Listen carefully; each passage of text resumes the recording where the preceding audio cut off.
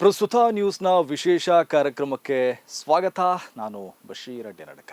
Hi friends, Jantar Mantar पर जो कुछ भी हुआ देश और दुनिया ने देखा है। कुछ शरारती बच्चों ने भद्दी भद्दी गालियां बोली, किसी भी सभ्य समाज को शोभा न दे ऐसे शब्दों का प्रयोग किया गया। एक कल्चरल शॉक है कि हमारी बेटियां इस प्रकार की भाषा कैसे बोल सकती हैं। ಬೈಯೋದು ತುಂಬಾ ಕೆಟ್ಟ ಗುಣ ಅಂತ ನಮ್ಮ ಪ್ರಧಾನಿ ಮೋದಿಯವರಿಗೆ ಕೊನೆಗೂ ಜ್ಞಾನೋದಯ ಆಗಿದೆ. ತನ್ನ 75ನೇ ವಯಸ್ಸಲ್ಲಿ ಅವರಿಗೆ ಈ ಮೆಚೂರಿಟಿ ಬಂದು ಕೆಟ್ಟ ಕೊಳಕು ಭಾಷೆಯಲ್ಲಿ ಬೈಯೋದನ್ನ ವಿರೋಧ ಮಾಡಿದ್ದಾರೆ. ಬೈಗುಳ ಸಭ್ಯ ಸಮಾಜಕ್ಕೆ ಶೋಭೆ ತರಲ್ಲ ಅಂತ ನಮ್ಮ ಪ್ರಧಾನಿ ಮೊನ್ನೆಯ ಹಾಯ್ ಫ್ರೆಂಡ್ಸ್ ವಿಡಿಯೋದಲ್ಲಿ ಹೇಳಿದ್ದಾರೆ. मुझे तो गालियां दी गई, मेरी स्वर्गीय माता को भी गालियां दी गई कि बचपन में गलतियां होती हैं और बचपन में गलतियों से सुधरने का अवसर भी होता है।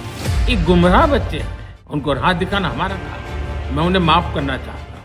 ಮೋದಿಯವರು ಬೈಗುಳದ ಬಗ್ಗೆ ಪಾಠ ಮಾಡಿದ್ದು ಜಂತರ್ ಮಂತರ್ನಲ್ಲಿ ಪ್ರತಿಭಟನೆ ಮಾಡಿರುವ ವಿದ್ಯಾರ್ಥಿಗಳಿಗೆ. ಆದರೆ ಅವರದೇ ಭಕ್ತರಿಗೆ ಈ ಪಾಠ ಮಾಡಲು ಅವರು ಮರೆತು ಬಿಟ್ಟಿದ್ದಾರೆ. ಮೋದಿಯವರು ಈ ನೀತಿ ಪಾಠವನ್ನ ಮೊದಲು ಅವರ ಭಕ್ತರಿಗೆ, ಅವರ ಬೆಂಬಲಿಗರಿಗೆ ಮಾಡಬೇಕಾಗಿತ್ತು. ಯಾಕಂದ್ರೆ ಭಾರತದ ಈಗಿನ ರಾಜಕೀಯ ಮತ್ತು ಸಾಮಾಜಿಕ ವಲಯದಲ್ಲಿ ಬೈಗುಳದ ಭಾಷೆಯನ್ನ ಆರಂಭಿಸಿದವರೇ ಮೋದಿಯವರ ಭಕ್ತರು. ಕಳೆದ ಒಂದೆರಡು ದಶಕಗಳಿಂದ ಈ ದೇಶದಲ್ಲಿ ಬೈಗುಳ ಭಾಷೆ ಆರಂಭವಾಗ್ತಾ ಬಂತು. ಮೋದಿಯವರು ಗುಜರಾತಿನಲ್ಲಿ ಹಿಂದೂ ಹೃದಯ ಸಾಮ್ರಾಟ ಮತ್ತು ವಿಕಾಸ ಪುರುಷನ ವೇಷ ಧರಿಸಿದ ನಂತರದಲ್ಲಿ ಅವರಿಗೊಂದು ಬೆಂಬಲಿಗ ಪಡೆ ಹುಟ್ಟುಕೊಳ್ತು. ರಾಜಕೀಯ ಮತ್ತು ಸಾಮಾಜಿಕ ವಲಯದಲ್ಲಿ ಅವಾಚ್ಯ ಬೈಗುಳವನ್ನ ಮೊದಲು ಪ್ರಯೋಗಿಸಿದವರೇ ಅವರು. ಸೋಷಿಯಲ್ ಮೀಡಿಯಾಗಳಲ್ಲಿ ಅವರು ಬರೀ ಸೊಂಟದ ಕೆಳಗಿನ ಭಾಷೆಯಲ್ಲೇ ಮಾತಾಡೋದು.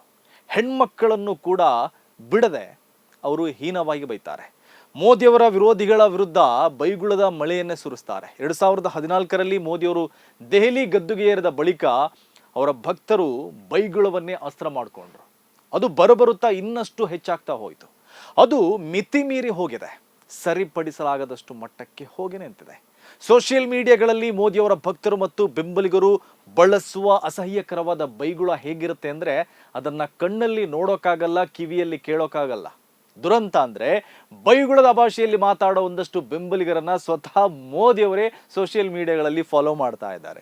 ಅದೇ ಮೋದಿಯವರು ಈಗ ವಿದ್ಯಾರ್ಥಿಗಳ ಬೈಗುಳವನ್ನ ಕೇಳಿ ಕಿವಿ ಮುಚ್ಕೊಂಡಿದ್ದಾರೆ. ಇದನ್ನೇ ನಾವು ಬೂಟಾಟಿಕೆ ಅನ್ನೋದು. ರಾಜಕೀಯ ವಿರೋಧಿಗಳನ್ನ ಬೈಯೋದನ್ನೇ ಕಾಯಕ ಮಾಡಿಕೊಂಡಿರೋ ತನ್ನ ಬೆಂಬಲಿಗರನ್ನ ಮೋದಿಯವರು ಒಂದು ದಿನವೂ ಕಿವಿ ಹಿಂಡ್ಲಿಲ್ಲ. ಬೈಯೋದು ಕೆಟ್ಟ ಗುಣ ಅಂತ ಬುದ್ಧಿ ಹೇಳಿಲ್ಲ. ತನ್ನ ಬೆಂಬಲಿಗರು ರಾಜಕೀಯ ವಿರೋಧಿಗಳನ್ನ ಬೈಬೇಡಿ ಅಂತಾನು ಅವರು ಹೇಳಿಲ್ಲ. ಬೈಯೋದು ಸಭ್ಯ ಸಮಾಜಕ್ಕೆ ಶೋಭೆ ತರಲ್ಲ ಅಂತಾನು ಹೇಳಿರಲಿಲ್ಲ.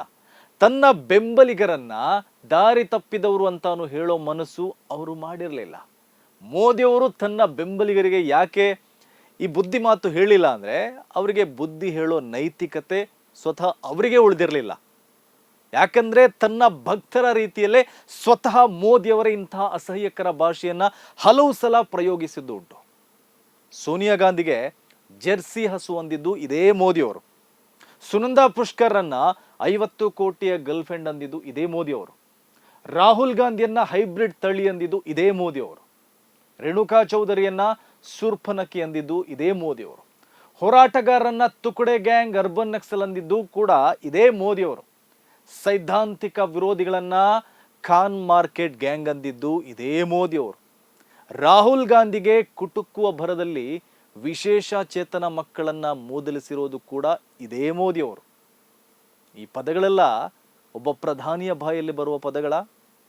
ಆದ್ರೆ ಪ್ರಧಾನಿ ಮೋದಿಯವರ ಬಾಯಲ್ಲಿ ಇಂಥ ಕೀಳಭಿರುಚಿಯ ನಿಂದನೆಯ ಪದಗಳು ಹೊರ ಬಂದಿತ್ತು. ಇದೇ ಮೋದಿಯವರು ಗುಜರಾತ್ ಸಿಎಂ ಆಗಿದ್ದಾಗ ಅಂದು ಪ್ರಧಾನಿಯಾಗಿದ್ದ ಮನಮೋಹನ್ ಸಿಂಗ್ ವಿರುದ್ಧ ಅಪಮಾನಕಾರಿ ಮಾತುಗಳನ್ನ ಆಡ್ತಾನೆ ಇದ್ರು. ಅದರ ಜೊತೆ ಸೋನಿಯಾ ಗಾಂಧಿಯವರ ಬಗ್ಗೆಯೂ ಅಪಮಾನಕಾರಿಯಾಗಿ ಮಾತುಗಳನ್ನಾಡಿದ್ರು. ರಾಹುಲ್ ಗಾಂಧಿಯ ಬಗ್ಗೆಯೂ ಕೀಳು ಮಟ್ಟದ ಮಾತುಗಳನ್ನಾಡಿದ್ದಾರೆ. ಯಥಾ ರಾಜ ತಥಾ ಪ್ರಜ ಅನ್ನುವಂಗೆ ಅವರ ಭಕ್ತರು ಕೂಡ ಅವರು ಕೂಡ ಸೊಂಟದ ಕೆಳಗಿನ ಭಾಷೆಯಲ್ಲೇ ಮಾತಾಡೋದು. ಅವರು ದಿನಾಲು ಮಹಾತ್ಮ ಗಾಂಧೀಜಿಯವರನ್ನ ಹಿಡಿದು ನೆಹರುವಾದಿಯಾಗಿ ರಾಹುಲ್ ಗಾಂಧಿ ತನಕ ಎಲ್ಲರನ್ನು ಬೈತಾನೆ ಇರ್ತಾರೆ. ಮೋದಿಯವರನ್ನ ಮತ್ತು ಬಿಜೆಪಿಯ ರಾಜಕೀಯ ವಿರೋಧಿಗಳನ್ನ ಅವಾಚ್ಯವಾಗಿ ಬೈಯಲೆಂದೇ ಅಲ್ಲೊಂದು ಆನ್ಲೈನ್ ಸೈನ್ಯವೇ ಇದೆ. ಆ ಬೈಗುಳದ ಗ್ಯಾಂಗ್ ಈವರೆಗೆ ಕೋಟಿ ಕೋಟಿ ಅವಾಚ್ಯ ಪದಗಳನ್ನು ಬಳಸಿ ವಿರೋಧಿಗಳನ್ನ ನಿಂದಿಸಿ ಆಗಿದೆ. ಸೈದ್ಧಾಂತಿಕ ಮತ್ತು ರಾಜಕೀಯ ವಿರೋಧಿಗಳನ್ನ ಚಾರಿತ್ರ್ಯ ಹರಣ ಮಾಡೋದೇ ಅವರ ನಿತ್ಯದ ಕಾಯಕ. ಆದರೆ ಕಾಲ ಎಲ್ರಿಗೂ ಎಲ್ಲದಕ್ಕೂ ಉತ್ತರ ಕೊಡುತ್ತೆ. ಯಾರು ಅವಾಚ್ಯ ಬೈಗುಳದ ಆನ್ಲೈನ್ ಸೈನ್ಯ ಕಟ್ಟಿದ್ರು, ಯಾರು ಎದುರಾಳಿಗಳ ಚಾರಿತ್ರ್ಯ ಹರಣ ಮಾಡಿಸಿದ್ರು, ಅವರ ಬಾಣ ಈಗ ಅವರಿಗೆ ತಿರುಗುಬಾಣ ಆಗಿದೆ.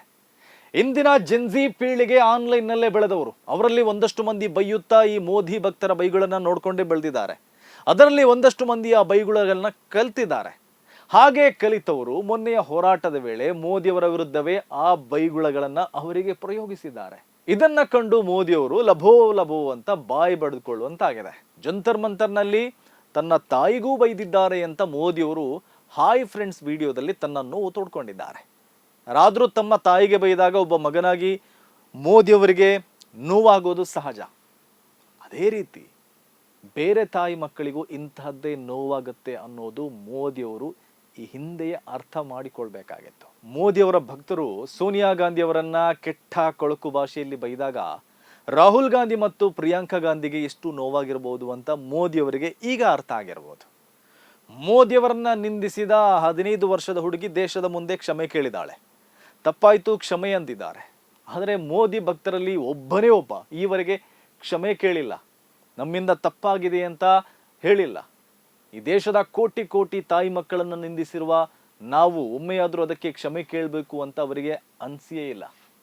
ಹಾಗೆ ಮೋದಿಯವರು ಕೂಡ ತನ್ನ ಹಲವು ಅಪಮಾನಕಾರಿ ಮಾತುಗಳಿಗೆ ಈವರೆಗೆ ಒಮ್ಮೆಯೂ ಕೂಡ ವಿಷಾದ ವ್ಯಕ್ತಪಡಿಸಿಲ್ಲ.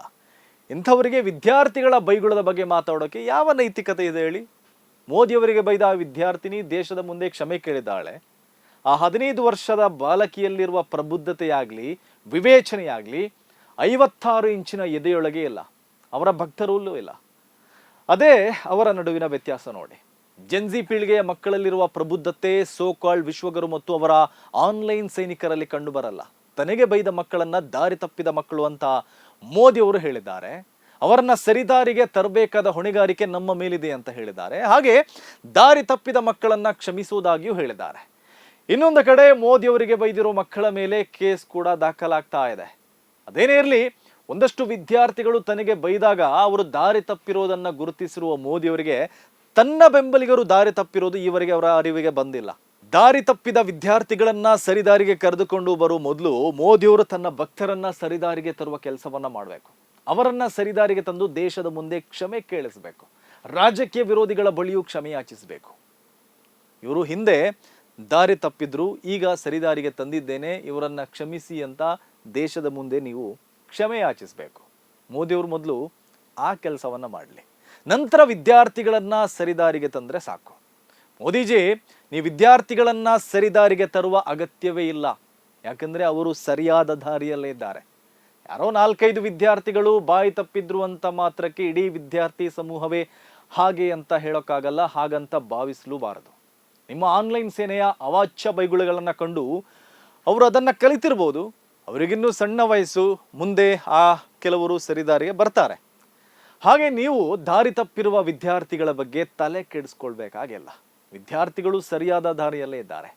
ಆ ಕಾರಣಕ್ಕೆ ಅವರು ನಿಮ್ಮ ಫೇಕ್ ಫ್ಯಾಕ್ಟರಿಗೆ, ದ್ವೇಷದ ಮಾರುಕಟ್ಟೆಗೆ ಬಲಿ ಬೀಳ್ತಾ ಇಲ್ಲ.